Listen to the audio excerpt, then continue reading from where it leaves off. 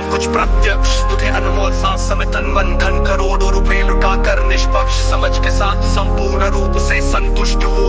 खरबों का साम्राज्य खड़ा कर, प्रसिद्धि प्रतिष्ठा शोहरत दौलत दे के साथ भी भिखारी वृद्धि का ही है तू कैसा साहिब। मुझे सारी कायनात पे कोई समझ पाए, कोई पैदा ही नहीं हुआ फिर भी संपन्न संतुष्ट हो। तुझे 25 लाख संतका भरपूर संयोग है फिर भी तू अकेला है, तू कैसा साहिब।